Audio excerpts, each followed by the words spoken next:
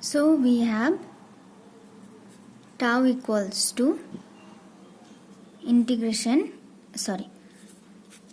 we have tau equals to summation over ti dni divided by summation over dni. Now what is dni? Sum over dni is the total number of atoms present in that radioactive sample initially, which are undecayed, initial number of atoms. So summation over dni is n0. Or now if dn is very small, this summation will change to integration. So we have t dn divided by n0. Okay, and this integration, it will have a limit of 0 to infinity. Okay, because the lifetime of any radioactive atom can vary between 0 to infinity. Okay, so the time for what was t? T was the lifetime of dni number, ti was the lifetime of dni number of atoms. So here, as we replace the summation with the integration, it means that dn number of atoms have lifetime of t. Okay, and the lifetime of the atoms in a radioactive sample can vary between 0 to infinity. That's why we have the limits from t equals to 0 to infinity. Okay, so now we will replace this dn using the radioactive decay law. Okay, so according to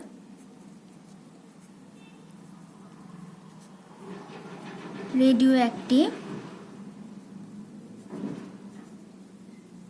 decay law, we have n equals to n0 e to the power minus lambda t, or dn equals to n0 into d of n0 is a constant number, fixed number, initial number of atoms in the sample is fixed.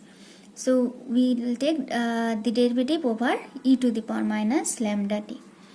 Now what is d of e to the power minus lambda t? So it is similar to d of e to the power mx, which is m e to the power mx dx. Here m is minus lambda. So the result will be minus lambda e to the power minus lambda t dt.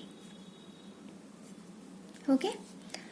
So we have dn equals to minus lambda n0 e to the power minus lambda t dt. So we are replacing d to the power minus lambda t with minus lambda e to the power minus lambda t into dt.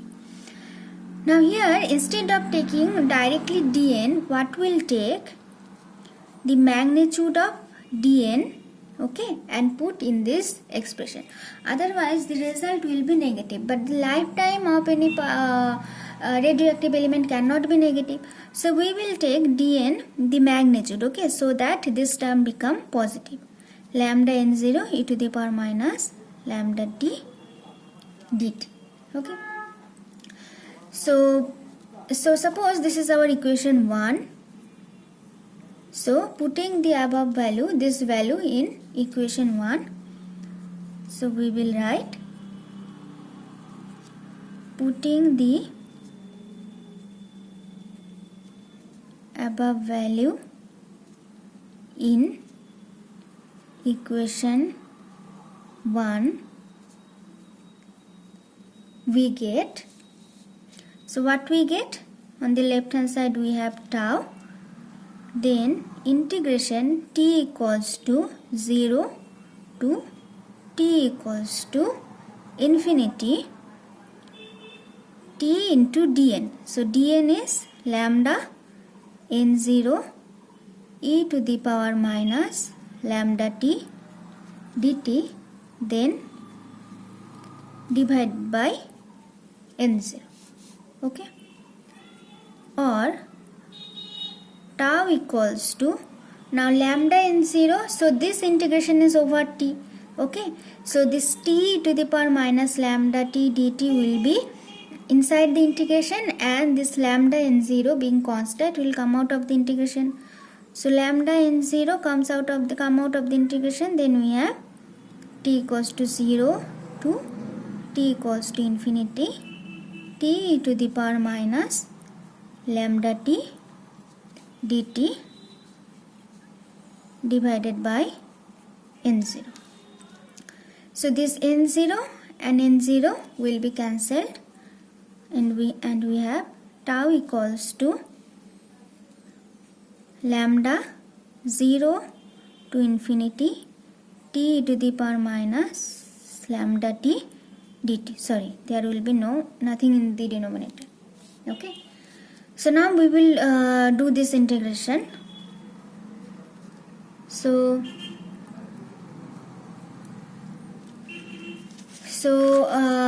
we will do this by separation of integration. Okay, separation of variables. So t will comes out 0 to infinity.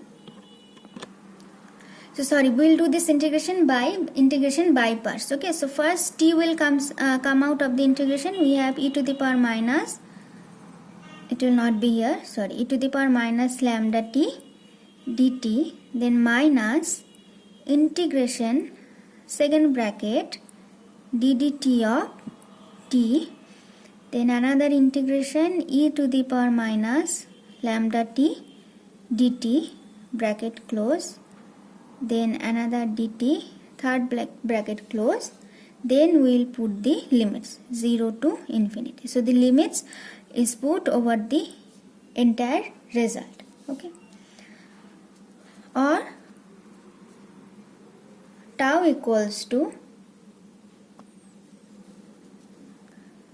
lambda third bracket.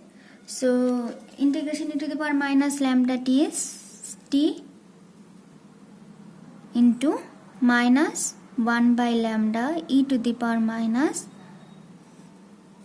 lambda t minus ddt of t is 1, and it will be minus 1 by lambda e to the power minus lambda t. So minus 1 by lambda comes out of the integration, so it will come as plus 1 by lambda integration e to the power minus lambda t dt bracket close 0 to infinity. Or we have tau equals to lambda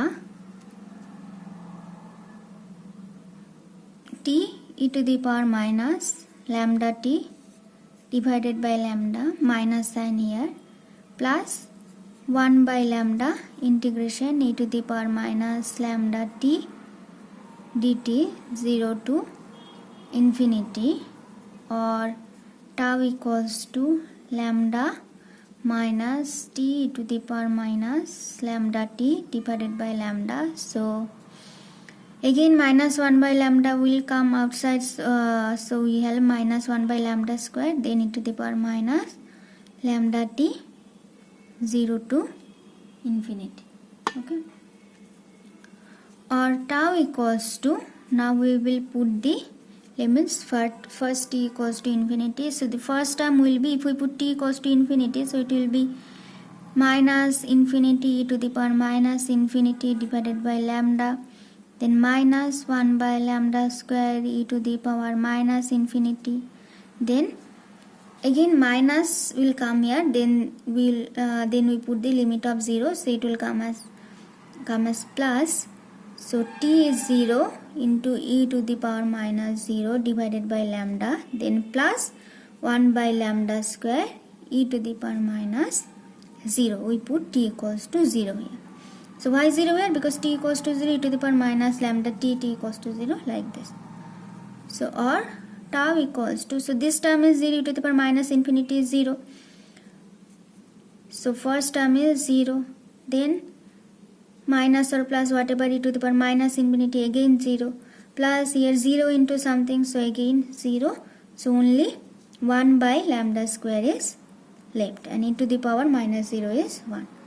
So or finally we have the result, tau is 1 by lambda. Okay, So therefore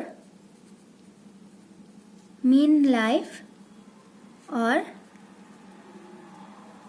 average life of any radioactive sample is equal to 1 by lambda. That is it is reciprocal of the disintegration constant. It means that if rate of disintegration constant of a radioactive sample is bigger, that is rate of disintegration is bigger, then it has a shorter lifetime. That is, the radioactive nuclide radioactive sample will quickly decay. But if this disintegration constant is small, that is rate of disintegration for that sample will be small, that in that case the lifetime of that radioactive sample will be longer, so that sample will take longer time to completely decay. Now again we know there is one relation between the average life T-half and the radioactive sample, which is 0.693 divided by lambda. This is the relation we know. So from here we get one relation between half-life T-half and the mean life, which is T-half is 0.693 into tau.